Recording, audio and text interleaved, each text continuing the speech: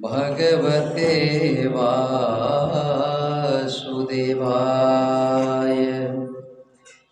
स्वस्ति श्री गणेशाय नमः। स्वस्ति श्री सरस्वते नमः। स्वस्ति श्री गुरुवे नमः। लंबोदरं परमसुन्दरैकदन्तं रक्ताम्बरं त्रिनयनं परमं पवित्रम् दिवाकरनिभो जवलकान्तकान्तम् विघ्नेश्वरं सकलविघ्नहरं नमामि। वंशे विभूषितकरार्णवनीरिदावा पीताम्बरादरुणबिम्बफलाधरोष्टात् पूर्णेन्दुसुन्दरमुखारदरविन्दनेत्रात् कृष्णात् परं किमपि तत्त्वं न जाने। सर्वमङ्गलमाङ्गल्ये शिवे सर्वार्थसाधिके शरणे त्र्यम्बके गौरी नारायणी नमोस्तुते। मंगलं भगवान् विष्णु मंगलं गरुडध्वज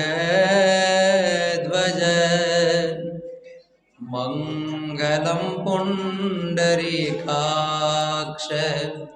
मंगलायस्तनो हरि। सच्चिदानंद रूपाय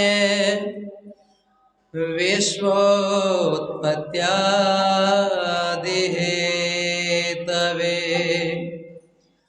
तापत्रविनाशाय श्रीकृष्णाय वयं नुमः। वसुदेववसुतं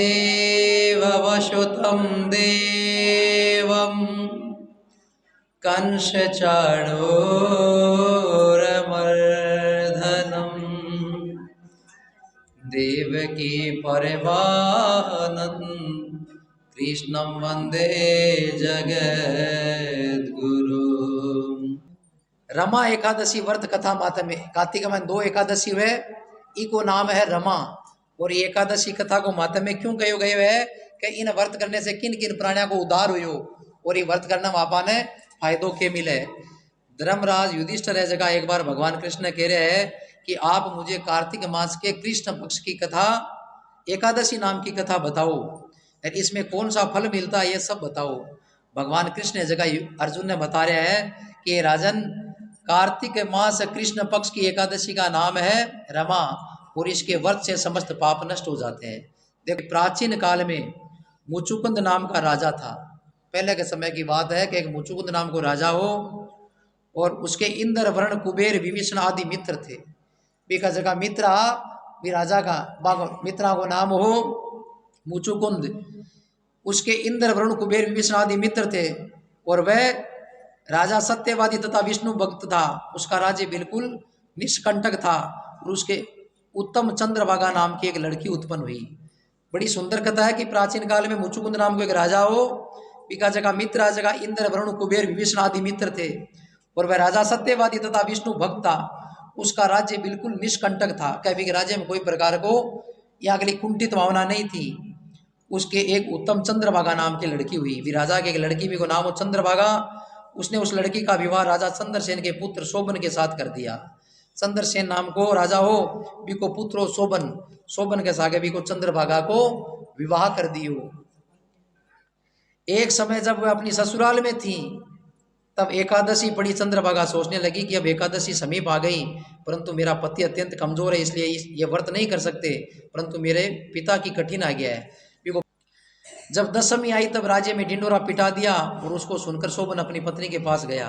क्या दसवीं के दिन नगर में राजा ढिंडोरा पिटा दियो कि भाई काल एकादशी है, सब ने व्रत करना है। भी राजा को कड़ो नियम होगा भी कि नगर के माइन कोई भी प्राणी एकादशी व्रत क्रिया बिना रहतो को नहीं। ये प्रिय तुम मुझे कुछ उपाय बताओ, क्योंकि मैं व्रत करूंगा तो मैं अवश्य मर जाऊंगा। वो पति है जो आर भी चंद्रभागा ने क्योंकि तुम बता के मैं आर अगर मैं व्रत नहीं करसूं तो भी मैं पापी हो जासूं, अगर व्रत करूं तो मारो मरण निश्चित है कि मारा भूख सहन भी कोन है, और मारो शरीर है जो बड़ो निर्बल है।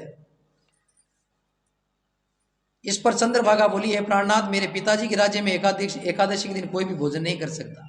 कह भी के पूरे राज में भी कोई भी एक प्राणी भी दिन भोजन को न कर दो। एकादशी के दिन कोई भोजन नहीं करता, यहाँ तक कि हाथी घोड़ा ऊंट पशु आदि भी तीर्ण अन्न जल आदि ग्रहण नहीं करते थे। सतयुग के मान तो क्या पशु पक्षी जगह भी आपकी राजा कर तो भी प्रजा है जगह भी आगे खड़ी रह जाती, वहां भी कोई वस्तुएं जगह देता को नहीं। फिर ये मनुष्य कैसे भोजन कर सकते? यदि आप भोजन करना चाहते हो तो दूसरे स्थान को चले जाए, क्योंकि यदि आप इसी स्थान पर रहोगे तो आपके व्रत अवश्य ही करना पड़ेगा। वह है कि चंद्रभागा क्यों कि अगर आप अड़ रहे सोचना तो आपने व्रत करना पड़ी, तो ये पतिदेव आप ये काम यहाँ करो, आप दूसरे स्थान पर चले जाओ। उस पर शोभन बोला, है प्रिय तुम्हारा कहना बिल्कुल सत्य है, अब मैं व्रत अवश्य ही करूंगा, भाग्य में जो लिखा है वह हो जाएगा। ऐसा विचार करके उसने एकादशी का व्रत किया और भूख प्यास से अत्यंत पीड़ित होने लगा। क्या वो आपकी पत्नी की बात मान करके व्रत तो कर लियो, भूख प्यासु पीड़ित भी हुए हो। सूर्य भगवान के अस्त हो गए और जागरण के लिए रात्रि हुई। वह रात्रि शोभन को दुख देने वाली थी। दूसरे दिन प्रातः से पूर्व शोभन इस संसार से चल बसा। कह भी भूख निकली को नहीं, दिन तो वो पार पटक दियो, रात ने कह भी का प्राण निकल गया। राजा ने उसके मृतक शरीर को दहन कर दिया। चंद्रभागा अपने पति की आज्ञा के अनुसार अग्नि में दहन न हुई, परंतु पिता के घर में रहना ही उत्तम समझा। क्या वो तो बटो संसार छोड़ करके चले गयो, राजा ने उसके मृतक शरीर का दहन करवा दिया। राजा हो जगह को कभी मृत शरीर ने अग्नि में जला दियो। चंद्रभागा अपने पति की आज्ञा के अनुसार अग्नि में दहन न हुई, परंतु पिता के घर में रहना उत्तम समझी। पहली राजघराना की जगह छतरानियां होती, वे क्या आपके पति की मृत्यु के बाद में तुरंत सती हो जाती, वे भी अग्नि के मायना आपको शरीर है जो समर्पित कर देती। लेकिन चंद्रभागा जकी के आपके पति की आज्ञा के अनुसार आपके घर में रहना ही उत्तम समझो। रमा एकादशी के प्रभाव से शोभन को मंदराचल पर्वत पर धन धान्य से युक्त तथा शत्रु रहित एक उत्तम नगर प्राप्त हुआ। क्या रमा एकादशी को शोभन नाम को जो राजा हो वो व्रत करे, और व्रत के प्रभाव से भी मृत्यु होगी, तो बिन कह भी व्रत के प्रभाव मरने के बाद में एक उत्तम नगर मिलो मंदराचल पर्वत पर, वो धन धान्य युक्त हो तथा शत्रु रहित हो। उसके महल में रतन तथा सोने के खंभे लगे हुए थे। वहां पर वह स्वर्ण तथा मणियों द्वारा सिंहासन पर सुंदर वस्त्र तथा आभूषण से युक्त बैठा हुआ था। आभूषणों से युक्त गंधर्व तथा अप्सरा इसकी स्तुति करने लगी। उस समय राजा शोभन दूसरा इंद्र प्रतीत हो रहा था। क्या भी को मरने के बाद में पांचों जन्म हुए, और पांचों जन्म होने के बाद में भी सुंदर नगर मिलो, भी नगर को नाम हो उत्तम नगर, और भी नगर के मायने कह भी नगरी में सोने का खंभा भी लाग रखा, और दूसरे इंद्र के समान को प्रतीत हो। एक समय मुचुकुंद नगर में रहने वाला एक सोम शर्मा नाम का ब्राह्मण था। तीर्थ यात्रा के लिए निकला। उसने घूमते घूमते देखा वह ब्राह्मण उसको अपने राजा का जमाई समझ कर उसके पास में गया। क्या वो एक बठे को ब्राह्मण हो जो पहली जगह चंद्रभागा को जो पियर हो, और सोम भी बठ हो जो ब्राह्मण हो, वो जाकर के एक नगरी में गयो उत्तम नगरी में। बट के बिन देखियो राजा शोभन ने तो भी जकी शकल देख करके लाग्यो कि भाई तुम्हारे राजा को जुआई है, क्यों पुराणों उड़ियारो भी कमाने मिलतो दिखियो। जन कह वो भी के नजदीक ही हो, जाकर के मैं वृतांत पूछो कि स्वामी आप कौन हो। वह ब्राह्मण उसके राजा का जमाई समझ उसके पास गया। शोभन ब्राह्मण को देख आसन से खड़ा हुआ और अपने ससुर तथा स्त्री चंद्रभागा की कुशलता पूछने लगा। क्योंकि को मरने के बाद में जन्म दूसरी जगह हो गयो, लेकिन बिन पूर्व जन्म की बात याद ही। क्या वो भी ब्राह्मण ने आपकी पत्नी चंद्रभागा को और बठे मंदराचल पर्वत की नगरी के बारे में वर्णन पूछने लाग्यो। सोम शर्मा ब्राह्मण बोला कि राजन हमारे राजा कुशल है तथा अपनी पत्नी चंद्रभागा भी कुशल है। आप अपनी वृतांत बताइए। मुझे बड़ा आश्चर्य हो रहा है कि ऐसा विचित्र सुंदर नगर आपको कैसे प्राप्त हुआ, और कभी सुना और कभी देखा भी नहीं, आपको किस प्रकार प्राप्त हुआ। शोभन बोला कि ये ब्राह्मण ये सब कार्तिक मास के कृष्ण पक्ष की रमा एकादशी के व्रत के प्रभाव से, इसी से मुझे ये अनुपम नगर प्राप्त हुआ है, परंतु ये अध्रुव है। इस पर ब्राह्मण बोला कि राजन ये ध्रुव क्यों है, ध्रुव किस प्रकार हो सकता है, सो आप मुझे बताइए, मैं आपके कहे के अनुसार ही करूंगा, आप इसमें बिल्कुल झूठ न समझे। शोभन बोला कि ये देव मैंने अश्रद्धा पूर्वक व्रत किया था, उसके प्रभाव से मुझे नगर प्राप्त हुआ, इसलिए मैं इसे अध्रुव मानता हूँ। यदि तुम इस वृतांत को राजा मुचुकुंद की पुत्री चंद्रभागा से जाकर के कहोगे और वो ध्रुव इसको ध्रुव बना सकती है। वो राजा कह रहे हो कि भाई वो जो नगर मन मिल तो गयो, लेकिन वो अधूर यानी अधूरा है, कि वो पूरा किया हो सके कि मैं व्रत बिना नीत ही करियो, हमारी नीत को नहीं व्रत करने की। ये वास्ते नगर तो मन व्रत के प्रभाव मिल गयो, लेकिन अभी मैंने कमी खिले कि भावपूर्वक हमारी पत्नी चकी चंद्रभागा ही व्रत करती बिन जार। अगर तू वृतांत बतावे कि भाई राजा अट बैठे हुए अरे बाई नगरी मारे साथ पाछी आ जावे तो नगर है जो क्या और सुंदर बन जाए, कमाई ने 4 चांद लाग जावे। चंद्रभागा से समस्त वृतांत जाकर के कहो कि इस पर राजकन्या चंद्र वो सोम शर्मा जी को चंद्रभागा ने सारो वृतांत बतायो। वो राजकन्या चंद्रभागा बोली कि ब्राह्मण देव आप ये क्या वृतांत सुना रहे हो, क्या सच में मेरे पति वहां पर विराजमान है?